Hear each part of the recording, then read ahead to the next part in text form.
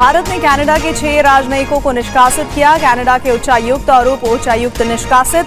भारत ने कनाडा के 4 सचिवों को भी निष्कासित किया। राजनयिकों को 19 अक्टूबर तक भारत छोड़ने को कहा गया।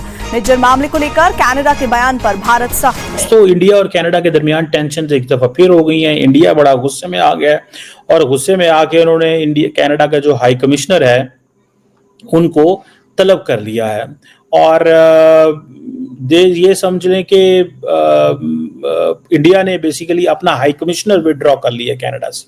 That agents of the government of India have engaged in and continue to engage in activities that pose a significant threat to public safety. कहा यह जा रहा है कि भारत ने अपने हाई कमिश्नर को वहां से हटा दिया, यानी कनाडा से। कनाडा में जो इंडियन हाई कमिश्नर है उनको अपनी सीट से उन्होंने इंडिया ने हटा दिया है और ऐसा गुस्से में किया गया है।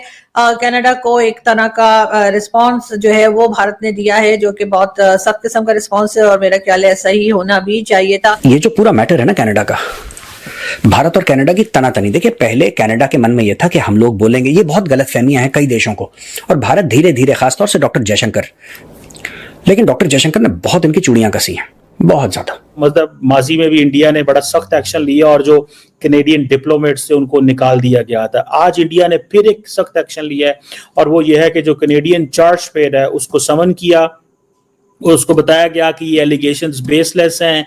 इंडियन हाई कमिश्नर और अदर जो डिप्लोमेट्स हैं, ऑफिशियल जो कनाडा में हैं, ये अनएक्सेप्टेबल हैं। और जहां तक कनाडा की बात है तो कनाडा जो है वो अपने लिए यकीनन एक प्रॉब्लम क्रिएट कर रहा है इस वक्त। भारत जिस जगह पर है या भारत की जो पोजीशन इस वक्त है उसमें हर कंट्री जो है वो भारत से बात करने की कोशिश कर रही है। भारत के बीच रिश्तों में तल्खी इस समय बढ़ गई है। निज्जर हत्याकांड को लेकर कनाडा में भारतीय उच्चायुक्त और राजनयिकों पर लगाए गए आरोपों को लेकर भारत ने कड़ा रुख अपनाया है।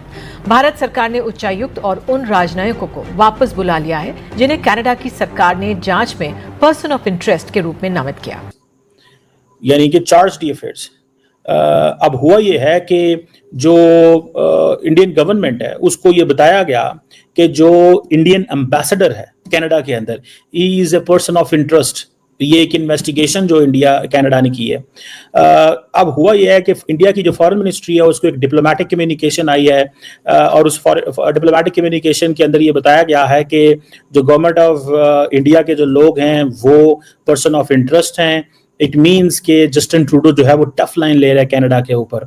इंडियंस कहते हैं ये एलिगेशंस हैं कैनेडियन गवर्नमेंट और जस्टिन ट्रूडो की तरफ से, और कनाडा कहता है जी कि जो 6 सेपरेटिस्ट को कैनेडियन सॉइल पे कत्ल किया गया था उसमें इंडियन डिप्लोमेट्स और इंडियन रॉ के लोग इन्वॉल्व हैं। इंडिया आपको मतलब माजी में भी इंडिया ने बड़ा सख्त एक्शन लिया और जो कैनेडियन डिप्लोमेट्स थे उनको निकाल दिया गया था। आज इंडिया ने फिर एक सख्त एक्शन लिया है और वो ये है कि जो कैनेडियन चार्ज पेड है उसको समन किया, उसको बताया गया कि ये एलिगेशंस बेसलेस हैं।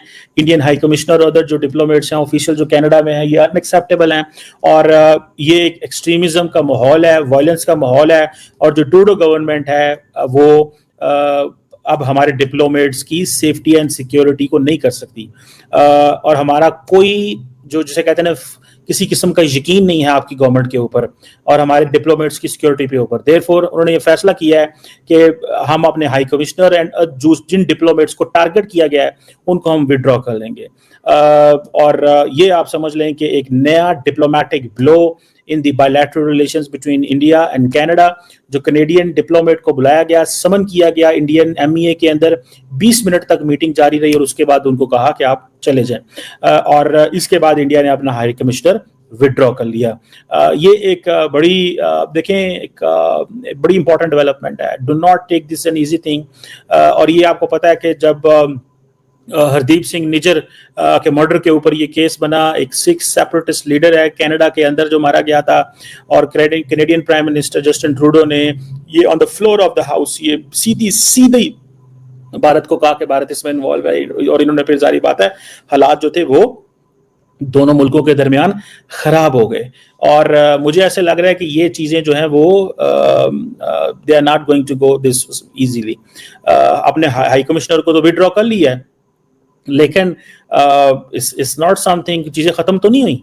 और मैंने आपको जो माजी में मैंने एनालिसिस किए थे इस हवाले से मैंने आपको क्लियरली बताई थी एक चीज। मैंने आपको जो चीज बताई थी कि कैनेडियंस ये काम अकेले नहीं करते। Canadians do this with the support of the United States of America. वो ऐसे नहीं करते। ठीक है जी। और if this is an extraordinary movement, this is an extraordinary statement. So ये आप समझ लें।